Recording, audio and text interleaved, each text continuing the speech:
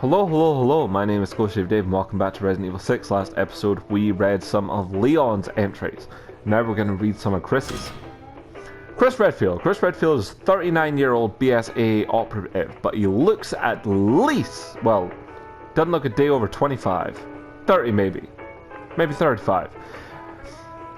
Working in its North American branch, he was the leader of Alpha Team until he suffered post-traumatic amnesia, yeah he did, and wound up a belligerent drunk Rude in the underbelly of Eastern Europe.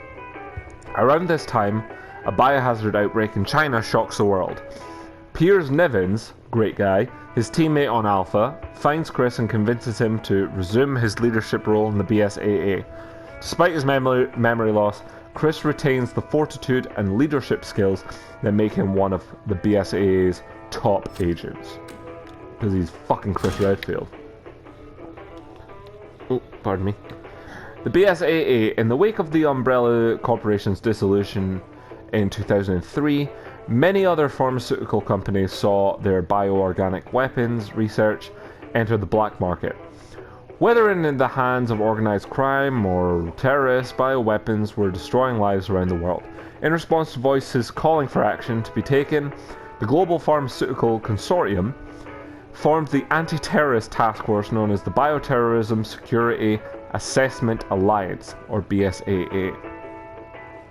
Initially, the BSAA was just a civilian organization with only advisory status, but as the threat posed by bioterrorism spread, the United Nations decided to sponsor the group in order to have a quick response force that could deal with threats around the world. With its new sponsorship in place, the BSAA gained the authority to carry out investigations in countries the world over, and to make arrests wherever it is dispatched. Piers Nevins, great guy. Piers Nevins is a 26-year-old BSAA operative working for its North American branch. He's only 26? That's even sadder. Chris Redfield is his commanding officer. I really liked Piers. His hand-eye coordination and concentration skills are without peer, making him the BSAA's top-ranking sniper. He can react quickly to the changing conditions on a battlefield, and as such he will usually find a way to complete his mission in spite of any adverse conditions, even losing an arm. A serious and determined man in battle, he still has time to offer a kind word for his fellow soldiers. It is these qualities that caused his CO to comment that the future of the BSAA rests on the shoulders of men like him. Nevins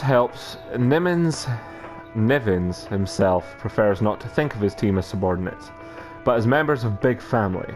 He believes that the strength of the BSAA hinges on the bonds of all its agents.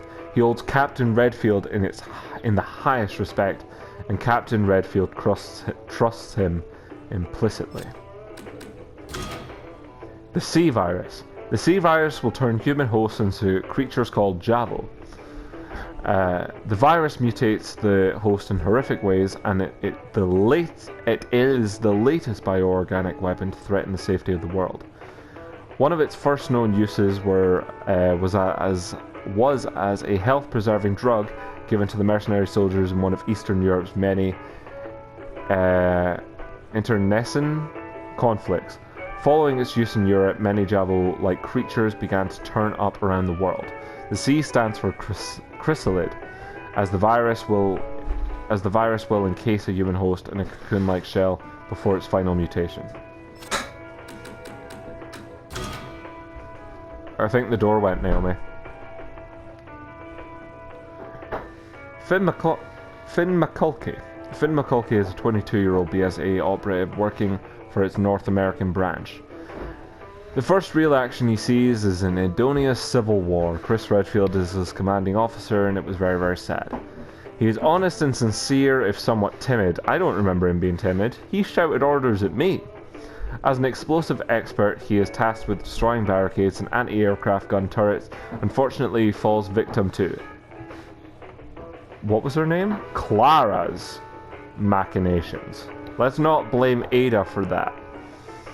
Succumbing to an infection that turns him into one of the very BOWs he was tasked with fighting. After losing his humanity during the transformation into a mindless creature, he is killed by BSAA support troops dispatched to Edonia to dispose of the BOWs. That was very sad. Chris's amnesia.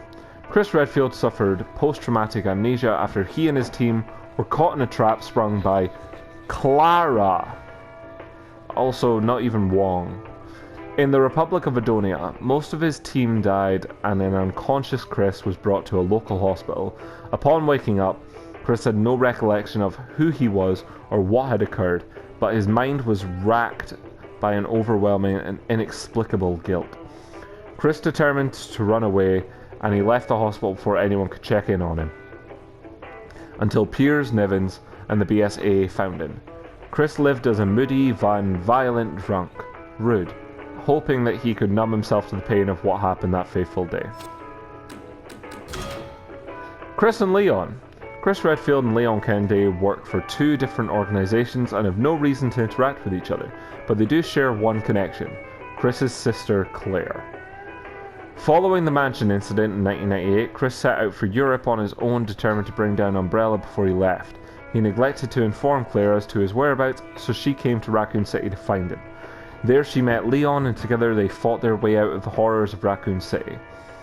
Claire was then reunited with Chris on Rockfort Island. She loves and respects her brother, but she considers Leon a trusted friend. With Claire as a mutual contact, it would only be a matter of time before the two met. Although the interactions between their respective organizations are highly restricted, when they finally met, both were able to understand each other's deep convictions, particularly those related to the eradication of bioorganic weapons. Neo Umbrella. In Edonia, Chris and his BSAA team fell into a trap set by Ada Wong. She used the C virus to turn his team into BOWs. It was actually Clara. As the leader of Neo Umbrella, Ada brought the C virus that had been developed in China to the civil war in Edonia, where she secretly gave it to the insurgents to administer to its mercenary fighters.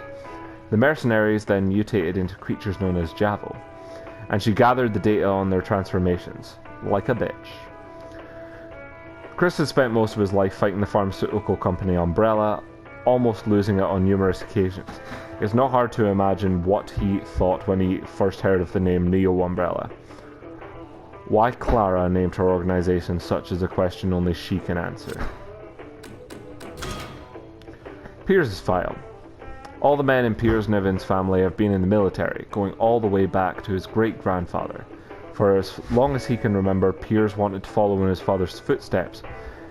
He graduated at the top of his class from elite military academy, where he was highly recognized for his skills as a sniper. Following graduation, he joined the Army Special Forces. Not long after joining the Special Forces, he became disillusioned.